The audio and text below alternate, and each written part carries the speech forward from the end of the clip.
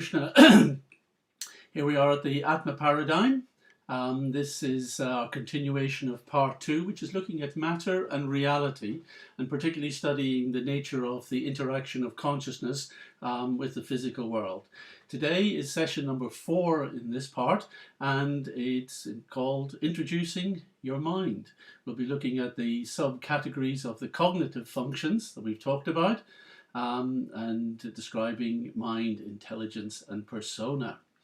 But we start with a little recap. And previously we talked about reality modeled as a continuum of energy and information manifesting diverse properties and functions. And we said that physical stuff can be analysed as sensory properties that relate to perception by consciousness. And we said the specific characteristics of sensory properties are determined by their inherent proto-physical information. If you haven't been attending some of the previous talks, this may not seem so clear to you. So it might be worth going back over that. But I hope that it'll become clear during this. So we are presenting physical stuff as a combination of proto-physical information manifesting observable physical properties. And here is our continuum of energy and information. And at one end we have the physical stuff. This includes everything that we know of that manifests to us in ways that are observable and measurable. Now, for all we know, there may be much, much more out there that we cannot access with our sense perception that is also part of physical reality.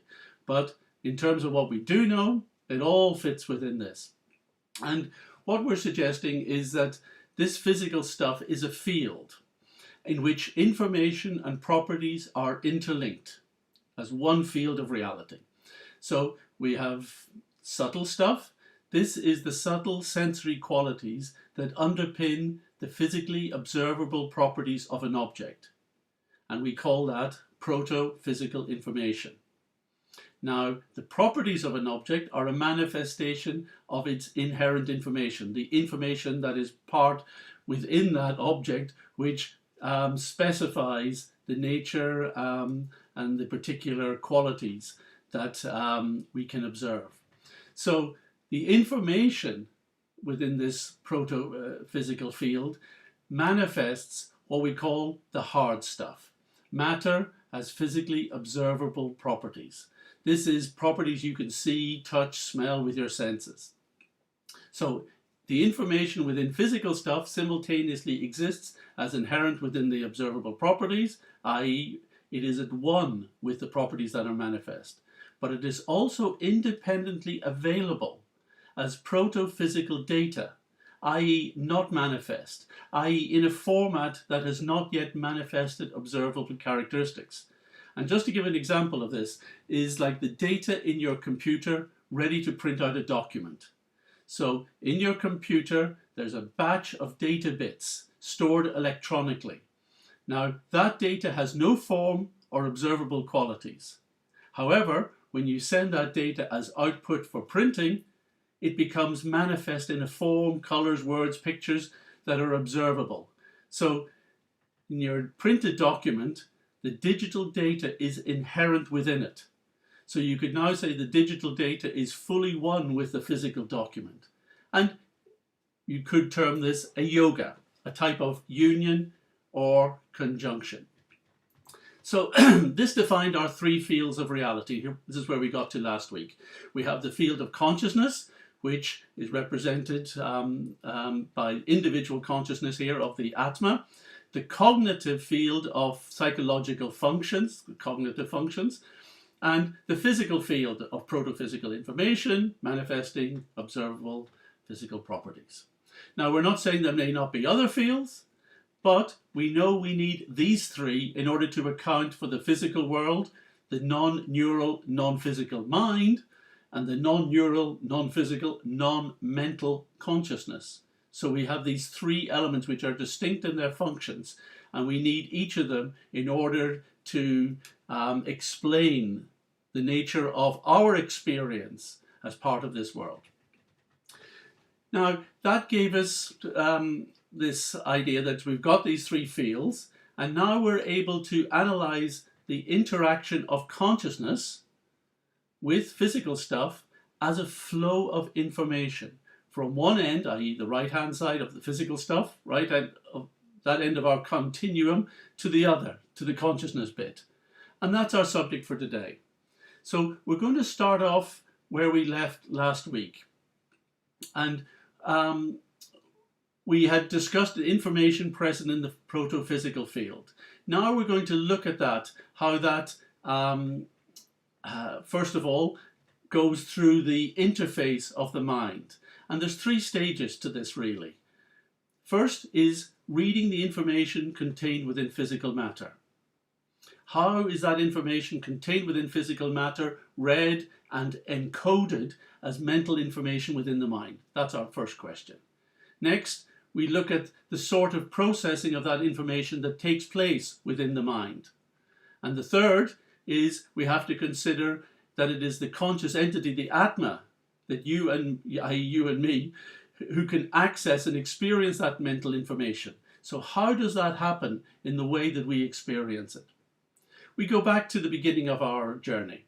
We've established that the information content of the hard and subtle stuff that constitutes physical reality is available to us. This information is sitting ready to be accessed by the cognitive functions of the mind. But how does it happen? Now, first, you might have a question. You may think, well, wait a minute, where does the brain fit in within all of this?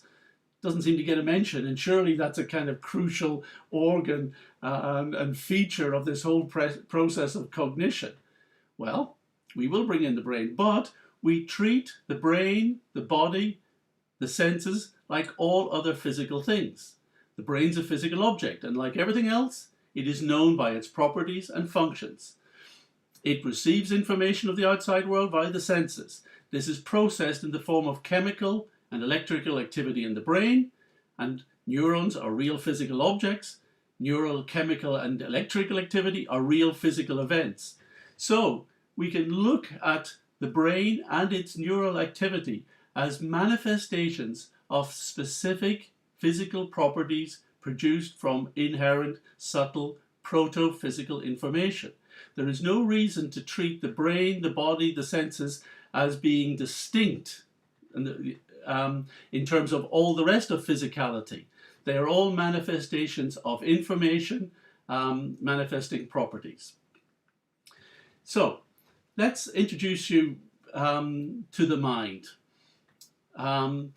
The cognitive functions include many other psychological processes, often assumed to be brain functions, but we're treating them as part of the cognitive world, and we'll be treating them separately from neurological activity. We'll show in places where there is a relationship, and that will be something that we'll spend a little time on next week. But for now, we're working on the basis that the cognitive functions of the mind are entirely separate from the abilities of the brain. Now, they share data, but the actual functions of each are discrete. Now, there are, so this week and next, I'll show you how these mental functions are carried out by the mind, how the brain may assist in some way, but it will become clear in many of the examples that there is no way the brain alone could deal with these processes and functions. So the sort of physical processes that are carried out within the cognitive functions include the following: reception of data, of sensory data, sifting, filtering of the pool of mental data, storage of all these impressions, attention on specific impressions and ideas, the recall of memories, the integration of thoughts, images, memories, review and revision, awareness of this inner monologue and experience of quality. These are just some of the psychological processes.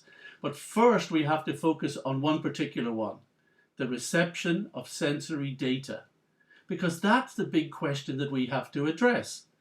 How does the non-physical mind interact with physical stuff? It's a valid challenge. Now we remind ourselves that we have postulated the separate nature of the mind from the brain and body on the basis that the content of our minds possess qualities, i.e. qualia, that have so far eluded explanation in terms of trying to explain them as a function of the physicality of the brain. So no one has produced a physical theory of how qualia could be produced within the brain. So, okay, it seems that the mind is non-neural, but still we need a mechanism to explain how the non-neural mind can access the properties and subtle sensory information contained within the world of physicality. Now, have we any evidence that such a process is possible?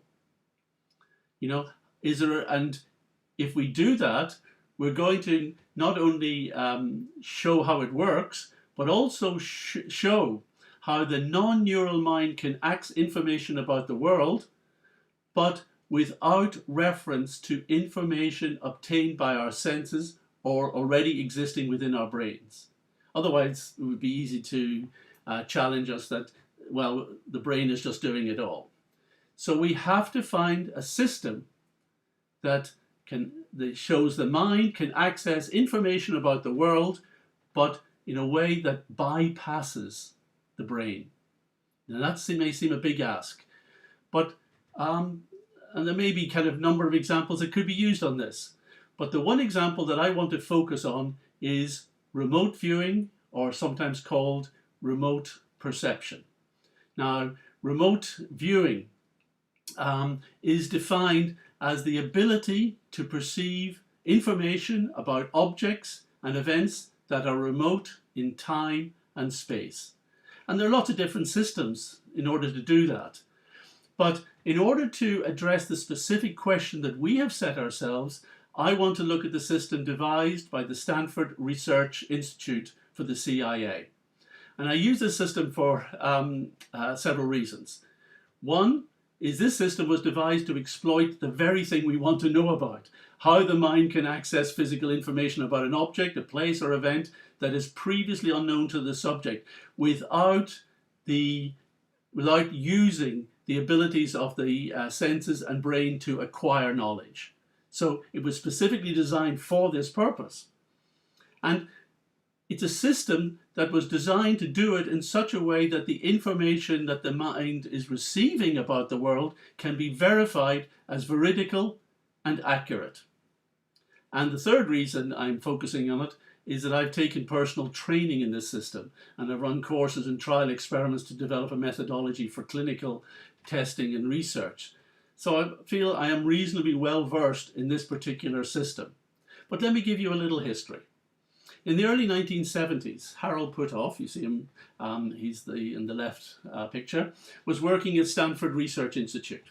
He's not some hippie, new agey Californian. He's worked with the General Electric, National Security Agency. He's published on electron beam devices, laser and quantum zero-point energy. So he's a very serious physicist. However, in the early 1970s, he did some experiments with a gentleman called Ingo Swann. And this attracted the attention of the CIA. And they approached him to develop a training program to teach US Army personnel the process of remote viewing. And Puthoff then established Stanford's International Human Consciousness Research Program, and then was joined by Russell Karg, you see on the right. And the system they developed was under contract with the CIA and later the Defense Department. And it was used to conduct espionage missions against the then Soviet Union and other foreign threats. So one of the viewers that had been recruited by the CIA as part of this program was David Morehouse. He'd been a ranger in the US Army, but was wounded. And after that incident, he revealed a vision he'd had while he was unconscious, and then was recruited by the CIA and trained in the Stanford system of remote viewing. So after 8 years with the CIA on this program, he left to teach remote viewing as a metaphysical program and self-development program. So in 2004, a friend of mine invited him to teach at Buckland Hall. This is a retreat centre I used to manage here in Wales. So this sounded very interesting. So not only did we book him in and all the students, but I asked to join in. We did 2 full-on residential retreats, each of 5 days. learning the protocols, and also doing remote viewing exercises several times a day. Now, I've been intrigued, but I have to say, experiencing it for myself then, I was, and apologise for the Irish vernacular, gobsmacked. I was just astounded at how accurate, detailed, and vivid these viewings were. Not just for me, but everyone in our group was getting the same result and experience. We were given unknown targets to view with no information whatsoever about them. And each of the viewers were right on target with the data they were gathering. So this experience was one of those aha moments for me. And two things. One, it clarified, if I needed it, that the mind is distinct from the brain.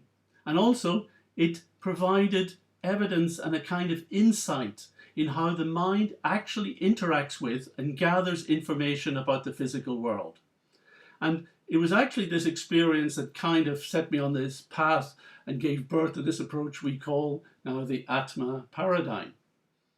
So let me explain some of the metaphysical workings of this.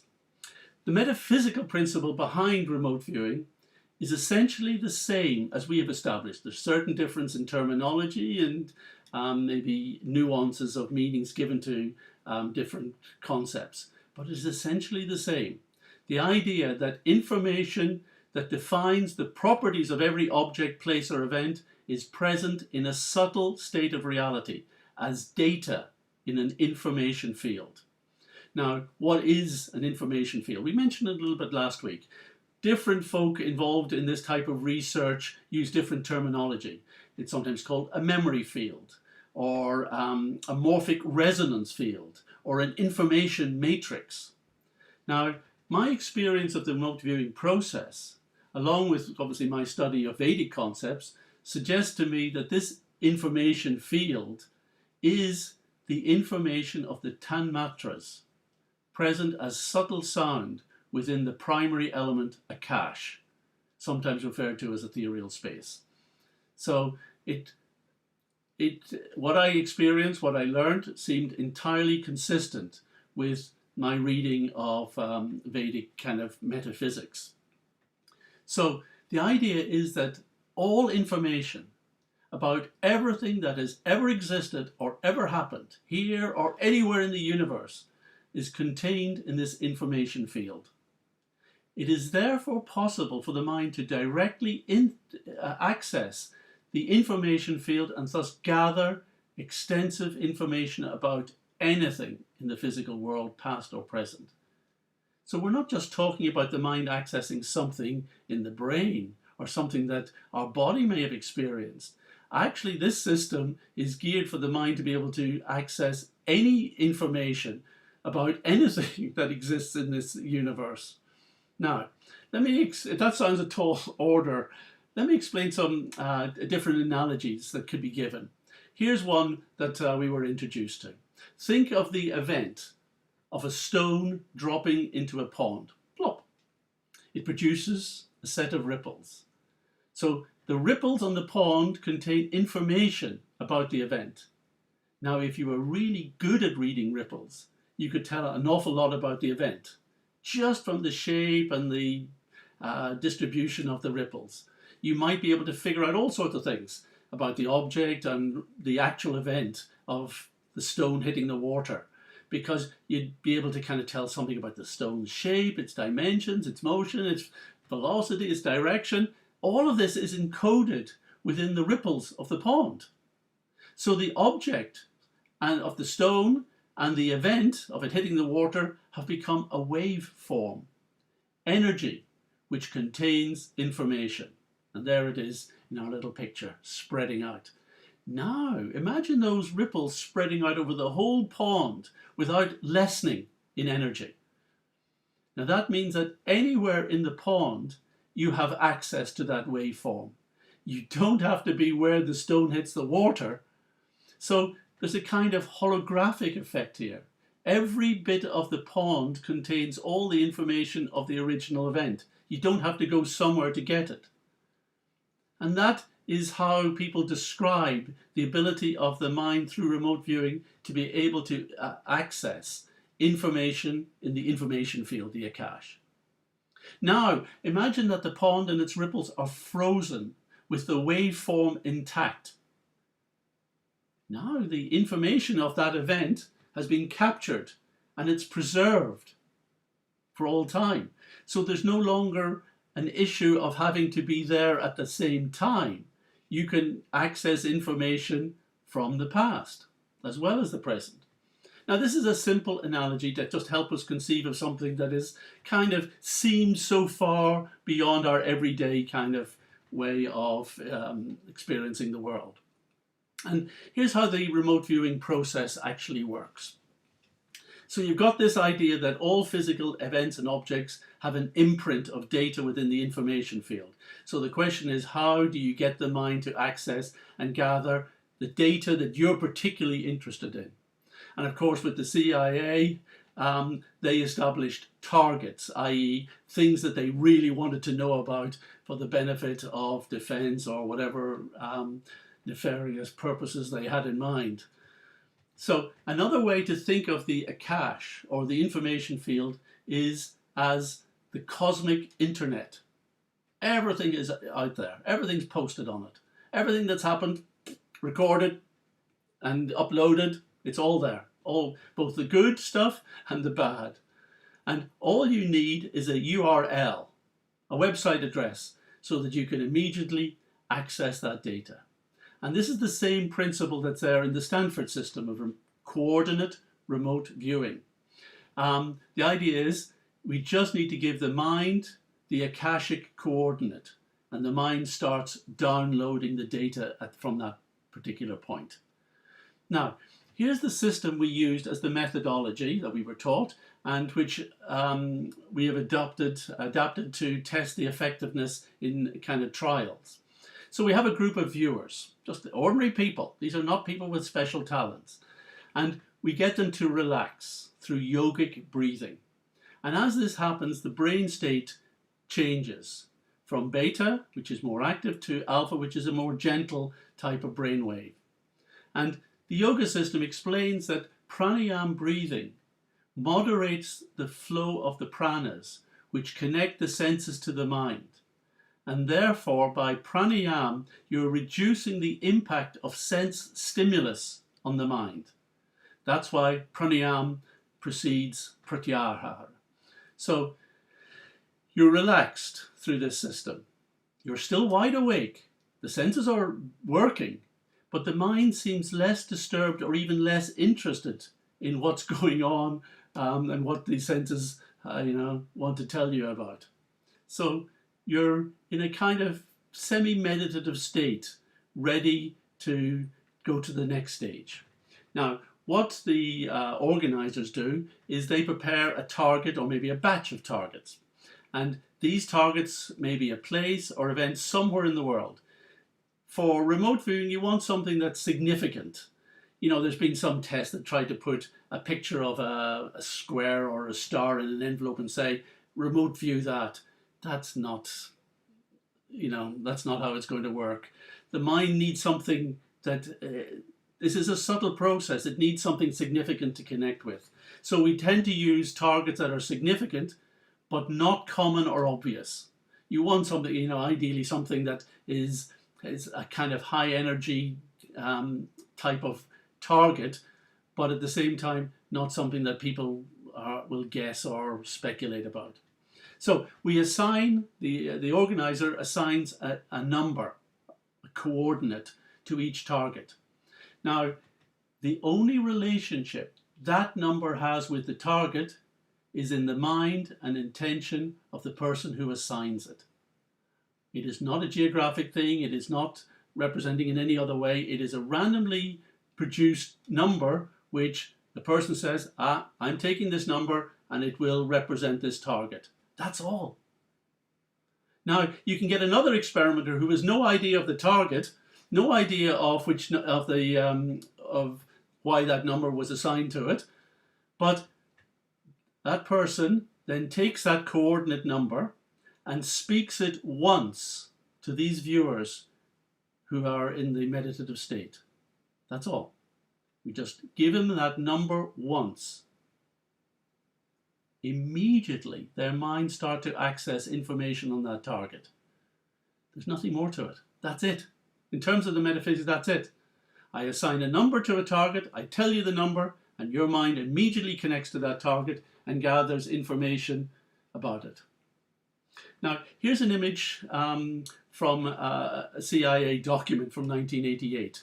And this is how they talked about it. They conceived of the information field as a matrix, and that's that little cube box at the top. This is 88, so well before Neo, Trinity, and others. So you've got the matrix, and one little point in that matrix, in the field of reality, is the target. And they've expanded that as this gestalt, or thought ball. So the idea is that the target is represented by a thought ball containing all its properties. And all these properties together produce its gestalt, its total existence. Gestalt means the idea that something is greater than the sum of its parts. So it kind of represents everything about that. Now, what I think was interesting here is that when you look at the aspects of this thought ball, or the gestalt of this object or target, you see this list, which I have kind of reproduced to the right there. And what are they? Smell, color, emotion, texture, dimension, temperature, numbers. What are these? These are sensory properties. These are what we were talking about. Because when the mind accesses the information in the Akashic field, what is it accessing? It's proto-physical data about sensory properties. So this is kind of a confirmation that that process is there. It mentions emotion. Now that's a psychological property, and that also can be accessed, but there'll be a different story on that next week. Now, the CIA process involved 6 stages and a whole set of protocols, and the idea was to help the viewer increase the connection with the target, and also to be able to gather and record as much and as valuable data as possible. The data comes. The real trick for the viewer is separating what we think is our own speculations from that which is being received. And that requires just maybe a little practice. So I can say that if you don't follow their process, the results are still impressive. But if you do, then you gain an internal visualization of an incredible amount of information about the target. And it becomes so clear to you within your mind, you can draw a detailed picture of it. You sense it, smell it, sound it, sensation. You realize how it is now and what it used to be. You feel you've kind of got an understanding of its whole history. It is an amazing kind of process. Now, the research, practice, and experimentation on remote viewing, I think, demonstrates the ability of the mind to access subtle information about any object or event. That's my interest in it. I've never used it personally for trying to find out just mundane data. But I really think it is important because it helps to introduce people and show individuals to have personal experience that your mind can access subtle information about any object or event distant in time and space. And it is information that is not derived via the bodily senses or previously known to the brain. That's the crucial bit. And this is a system that can be tested empirically and quantitatively in the laboratory conditions. And if any university out there is interested, we can help her. We'll give you the details of the methodology, for clinical trials.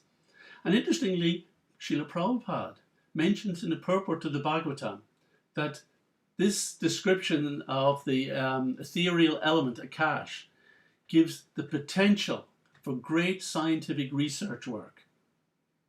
So I think there is something that is valuable within this process, and we can understand a lot more of the nature of the connection between the subtle mind and the subtle sensory properties of physicality.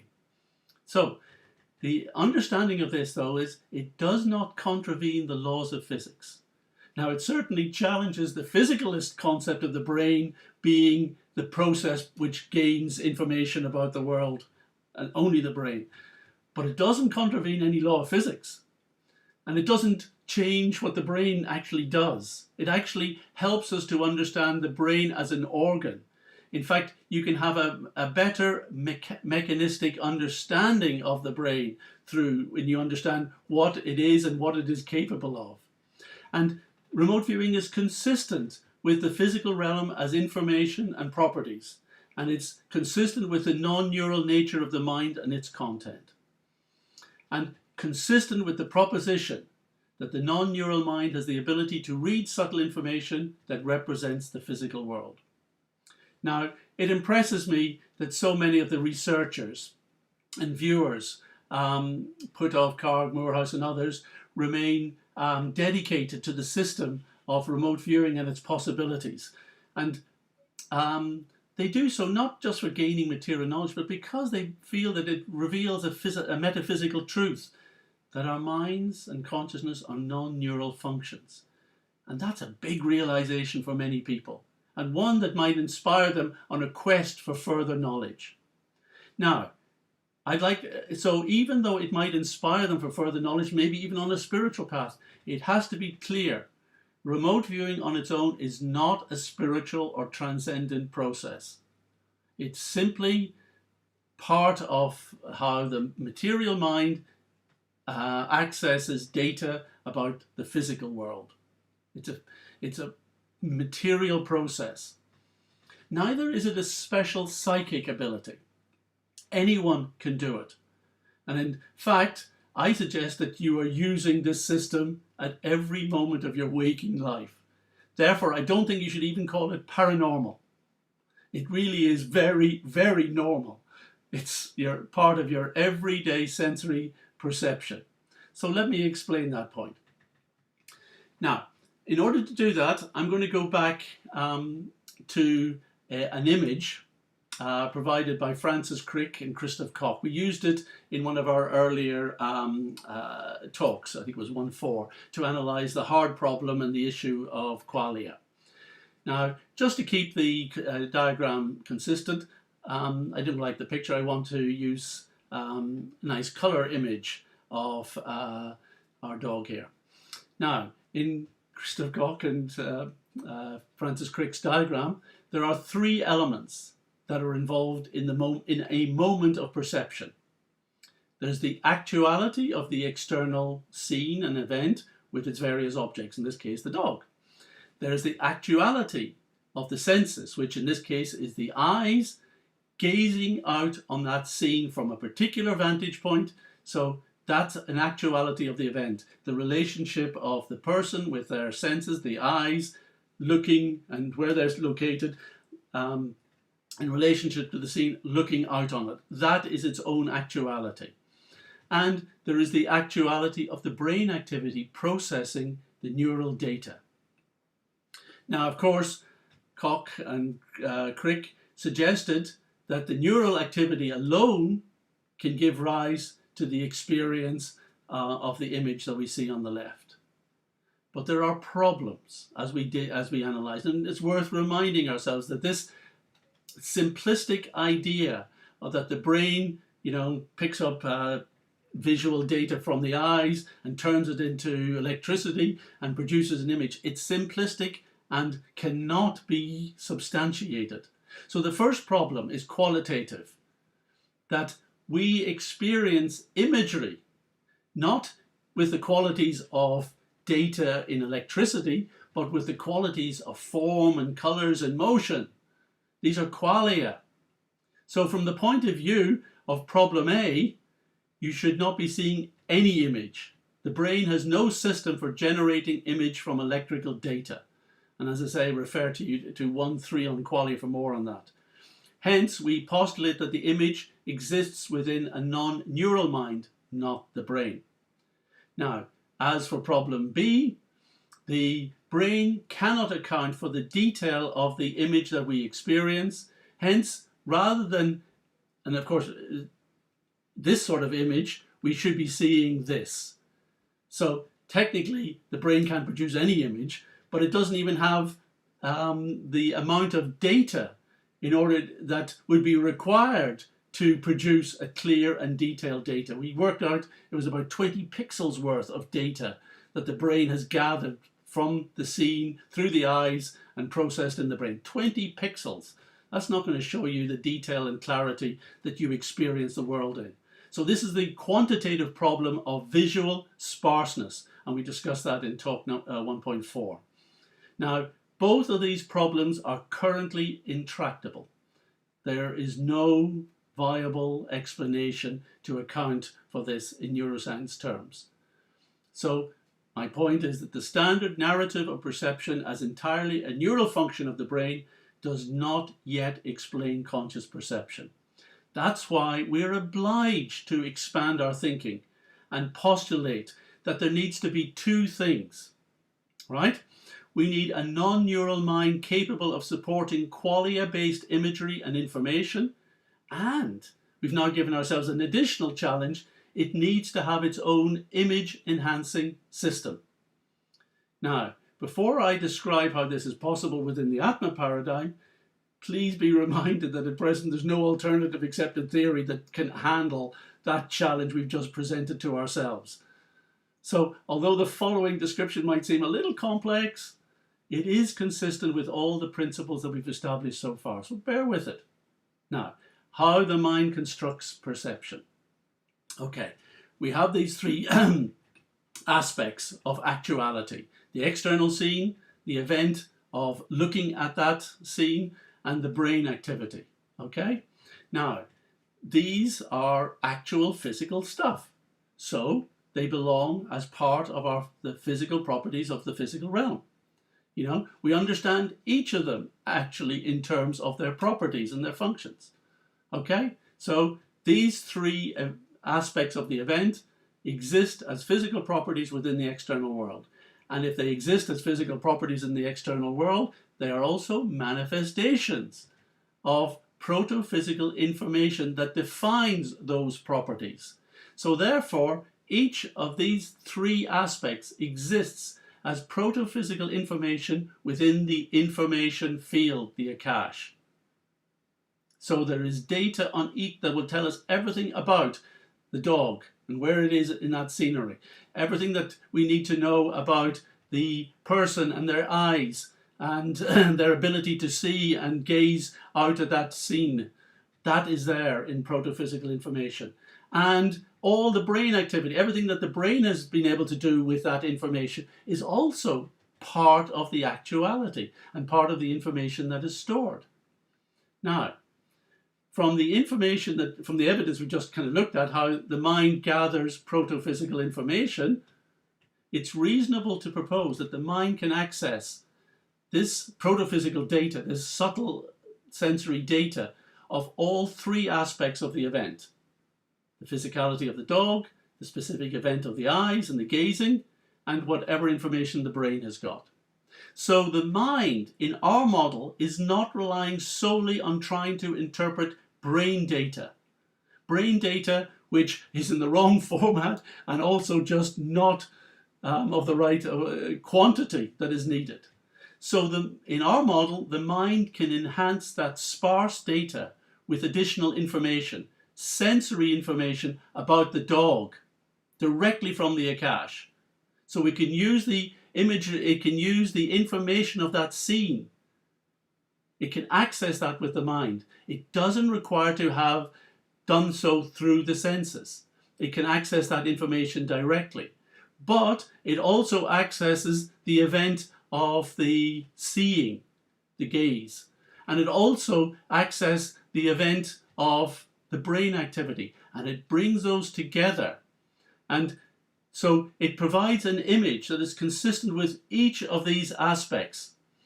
So the image will appear as which will be seen from the vantage point of the eyes, and it will include the actuality or the kind of condition of your specific senses and the quality of data of the brain. And it will consider the actuality of the way your brain is firing.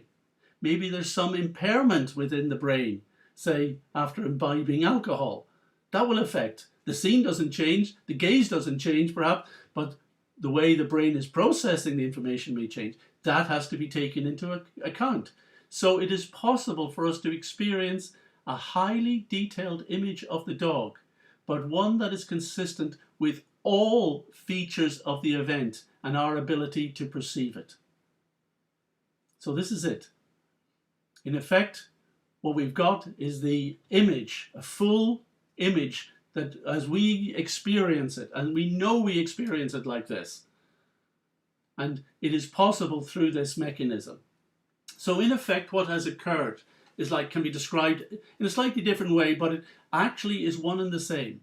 That the mind has gone out via the senses and absorbed itself in the properties of an object through its subtle sensory properties, and it's gone out with and discovered the event of the eyes looking at that scene. It takes the form of those properties, but not in the format of physical properties.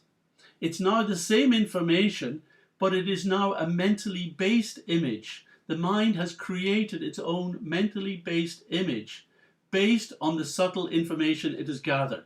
So in effect, this is another type of yoga or union. The union of the mind with the properties of the physical world. Now, let's look next. So we've now got information out of the proto-physical world and into the mind. So we've done our first bit. We have gathered data. Now let's look at what happens within the mind. And at this stage, just going to keep things simple, and in order to get to know our minds, we're focusing on the processes involved with perception and awareness, the flow of information from the world to consciousness. And we've used that because that is generally the challenge that most face as philosophers in dealing with consciousness. Later on, we've got volition, which looks at how information flows in the opposite direction. But that's a story for 2 weeks' time. So, in simple terms, we've got these three basic activities we mentioned earlier happening within this subtle organ we call the mind. These are reception and storage of the data that we've received, the processing and integration of that data, and the presentation of that data as mental content with qualia for the experience of consciousness. So these three functions are fulfilled as three subcategories of the cognitive functions. So three subcategories. And these three make up what we have so far called the mind. But we're now going to get a little more specific. So today I'm just giving a quick introduction to each of them, but before we explore them in detail next week. The first is the pool of the mind. Now, this imagery is used in the Gita and also in the Yoga Sutras. And the term that is used to describe this particular function is mana. Sometimes we just loosely term this the mind, but it is the pool of the mind. All the sensory impressions arrive here. Everything that has been gathered about the physical world comes in here as sensory impressions. They could be visual stuff, they could be smelling stuff, tasting stuff, touch sensations, whatever. And there's also a lot of other stuff in this pool. The mind is churning up ideas, bringing thoughts together, digging up memories from the bottom of the pool, and integrating all of these, churning them around, mixing, and formulating them into narratives, something to pass up the line to consciousness. And we'll give more detail on that next week. But the other functions may be less obvious to us. Perhaps if those who have applied brain training or meditative practices, they will actually have a bit more awareness of this particular function. We're calling this the gatekeeper of discriminative intelligence. This is the function that determines what we attend to, i.e. what we focus on within the pool of the mind. It is the gateway between what we are conscious of and what within the mind remains unknown or unseen to us. So whatever's in the mind, whatever comes up in that pool, it has to pass through the gatekeeper for our experience. Now, we've called this discriminative intelligence. It is not intelligence as in IQ or EQ, emotional quotient. No, this is intelligence as the ability to determine or discriminate between what we want and don't want, what is favorable, what is not, what is beneficial and what is not. So in Sankhya terms, this refers to the role and function of buddhi. Now, we might think our intelligence is like Gandalf here. I'm afraid that's what the symbol is, saying, you shall not pass. But our own discriminative ability is not always quite so determined or so wise. Now, in general conditioned consciousness, the gatekeeper specializes in two activities, preference and judgment. And it uses these to serve the interest or the agenda of the third subcategory, the theatre of awareness. Now, the narrative devised within the pool of mind is reviewed and revised by the gatekeeper intelligence, and when it's ready, it is presented on the stage of the theatre of conscious awareness. Now, the theatre, the stage, they're not conscious. They are part of the material functions of the mind. But they are subtle enough to provide the platform upon which mental content produced by the other cognitive functions can be presented for the experience of the audience. And the audience, that's the conscious entity we have termed the Atma. So now, I'm going to apologize because our analogy of the theatre of awareness is useful. It explains the idea of part of the mind being used as the venue for the presentation of mental imagery to be viewed and experienced by consciousness. But it is not a complete analogy, and it's actually not good enough for our purpose. So we're going to revise it for a reason I want to explore now. We've got our three subcategories, okay, shown here, the cognitive functions. Pool of the mind, we've got our intelligence, and we've got our theatre. Now, we've got to complete the journey of information. We have to establish how consciousness itself accesses the cognitive data presented in the theatre of awareness.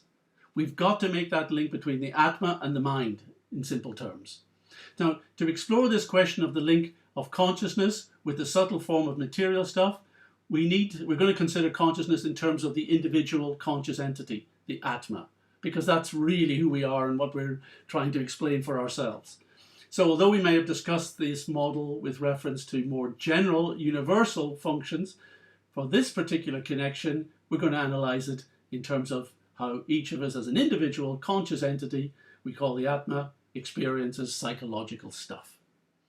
Now, the Atma does not have to be the same substance as the mind, nor in order to access it, nor does it have to connect with it in all respects. It simply has to be able to draw data from it. And it doesn't even have to have all the information of the cognitive field. It just needs to get some that makes up our conscious experience of the world. So the issue to be established is how that, and I'm going to use the word acquaintance, of consciousness and a portion of mental content occurs. What's that process? And why are we aware of the particular bits of mental content that we do get to experience? Now, we start with an image that we used in a previous talk to illustrate this analogy. You know, the person in the audience watching a scene of King Lear on the stage of consciousness. Now, because most non-physicalist or even dualist notions tend to conflate consciousness and the mind, there isn't much discussion about this difference and requirement to explain the connection between consciousness and mind. Even the philosophers who speak of a theatre of consciousness don't address the question, because they don't even ask themselves who the production is for.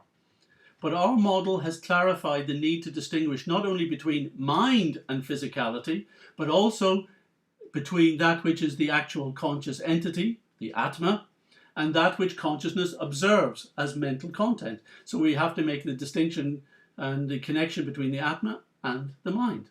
They're different ontologies, but they're related. But how does it work? So using this example of the theatre and the audience, let's ask, how does an audience relate to the performance on stage or on screen? Well, it's through identification and immersion. And you may remember this gang watching the film very comfortable with their popcorn and drinks. And then something exciting or frightening or scary happens. Suddenly, bang. So what inspires identification and immersion? Well, whatever we're watching has to be convincing, totally immersive, all-encompassing. It's got to take us out of our concept of ourselves, make us forget that we are these persons sitting on comfy seats with, other means of entertainment and food to enjoy. It's got to feel like we're no longer just sitting there. We are in the action. It affects us. It's happening to us. And this is the point, that the Atma doesn't really just want to experience a world that is distant. It's not just trying to be told a story or watch a film or see something on a theatre. That would be ultimately boring. That's not what the Atma, that would not capture the Atma. No, we want to be part of the action. We want to be a central character in the drama unfolding around us. So we invest ourselves in the concept of the drama. You can see the little consciousness thing is moving towards the stage. And here it is. We insert ourselves into the story in the same way we might create an avatar for ourselves in a virtual reality game. You go online, you open the game, you choose your avatar, and you become that character, and you invest your energy and your emotions in its success and failures. So we, the Atma, the conscious being, have become a character, basically like a virtual gaming avatar. So now there's an actor, and we've changed the picture. We're no longer talking of this third aspect of the cognitive functions as the stage of awareness. It is the actor on the stage of awareness. That is what we're really talking about. So this character, he or she, not conscious. It is a persona that we as the conscious Atma are conscious of. But it is the persona, the self-identified ego, the person we believe ourselves to be. In Sanskrit, this is called the AHANKARA, the false conception of the ego, the I, i.e. a misunderstanding who I am. It is the person I think I am, not necessarily the person or the entity that I am. Now, at times I'm going to translate this phrase as persona, and I like that as a description of what this is. So persona as in dramatis personae, which is the Latin for the characters in the play, because that's what it's all about. We picture ourselves as that main character, the personality around whom everything else is taking place. Everything else matters because it's happening in relationship to me. So this is the persona, the self-identified ego, the I who I think I am. It is the conception of our own selfhood. It's derived in terms of our body, our mind, our circumstances, our karma, intent, all wrapped together. This is our conditioned self. And we become so convinced that this character is the real us, that we totally dedicate ourselves to it and its image, its needs, its wants. And as we immerse ourselves in the events and experiences of our character persona, something else fades. We lose sight of ourselves as the audience, the observer, the seer. Effectively, we conceive of ourselves almost solely as the Ahankar actor. We are sheathed in the costume of the persona of this character. We're like little kids dressing up as a princess or a superhero. Now, like kids, they only want to be known by their play name. Everything else should be forgotten and ignored. We're like that. Now, the Atma is ontologically different to all of the cognitive functions. It is not the same as the Ahankar. However, there is the ability of it, and neither does it have to be the same. It doesn't have to be the same in order for us to derive information from it. But we have it, just like we don't have to be watching, when we watch a film, we don't actually have to be celluloid images in order to derive information. So we do not have to be one as ontologically with the cognitive functions in order to draw data from them and to be absorbed in that information. But the Ahankara persona is actually more insidious than that. So We've established that the non-neural mind may be different from the physical realm, but it can access and gather data from that aspect of reality. In the same way, the Atma, though different from the cognitive functions, can access and gather information from that one aspect of mental reality, the Ahankara. Now there's an apparent amalgamation. It's a trick. It's an illusion of identity. But the illusion is actual. It's happening to us. And the Atma is captivated by this illusion because of the real power of the cognitive functions to draw on the reality of the external world and produce a totally immersive experience that we're attracted to. We could say this is the ultimate in virtual reality, but it's better than that. It's a form of what you can call it actual reality, but it's not the only actual reality. And it's not necessarily the form of actual reality that may be the most conducive for consciousness to immerse itself in. However, in this interest of ourselves wrapped up in the persona, this is a type of yoga. Again, another type of conjunction of two aspects of reality, distinctly different in their attributes. But yet the Ahankara is so subtle that it easily envelops us and allows our awareness to be immersed in it. Now, those familiar with Vedanta and Vedic texts know that consciousness in this conditioned state is often presented as the amalgam of Atma and Ahankara. And I'll give you two examples. For instance, in the example of the chariot from the Katha Upanishad, and you see a little drawing here, it describes, and very simply, the horses are described as the senses, running out into the world trying to experience everything. They're meant to be controlled by the reins, and the reins are held by Buddhi, the gatekeeper, the intellect. So he's like the charioteer in this analogy. And then it shows consciousness, the Atma. But where's the Ahankara? It doesn't mention it in the analogy. Why? Because only when consciousness is ensheathed or wrapped up in the Ahankara persona is it in the chariot as a passenger. So consciousness and persona in this case are the one passenger. They're the passenger together. So that's the kind of unity. And similarly in the story of Puranjan, the same point is there. It describes the other aspects of the senses, the mind, the intelligence. But it doesn't mention the false ego. Why? Because Puranjan is the Atma enveloped in the false ego concept of himself. So this is the way that it's so subtle that it is who we think we are. And the challenge in spiritual life is actually to reboot or revise the concept of who we think we are. But that's a story for another day. So you may ask, well, okay, where does the will of consciousness come in? Again, we're going to talk about that at a later date. But the hint at this point is that our ability to exert our will on our thoughts and desires is tied up in how much we are invested in our persona character. So in the next couple of weeks, we're going to look a bit more at the nature of this link between the Atma and its conditioned persona, the Ahankara character. And we'll do that in order to appreciate the crucial role that this particular function of Ahankara performs.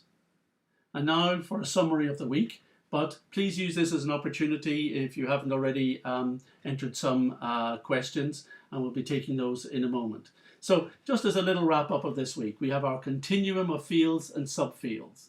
We've now covered the basic metaphysical model that we are going to use. So the hard work that you have been going through in these weeks is now complete. So the cognitive mind can derive mental content from both physical properties and protophysical information, i.e. it can gather the physical information and turn it into mental content. And the mind has three subcategories. We've said the pool of the mind, the gatekeeper of discriminative intelligence, and the actor on the stage of awareness, the persona. And by immersion, the Atma experiences the narrative of the persona character. We experience the drama of that character. And that's what we're going to look at next week. So I'm just going to tune in for the the messages and see if there's any questions that come up. Okay, first question is, you said that the mind can bypass the brain.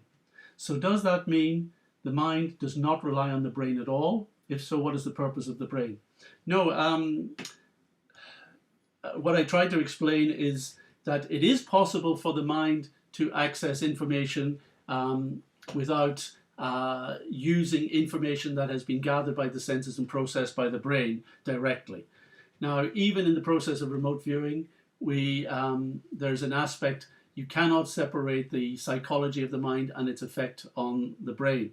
But the point is that we bypass the brain in order to show that the mind can act and gather information about the physical world by bypassing the brain.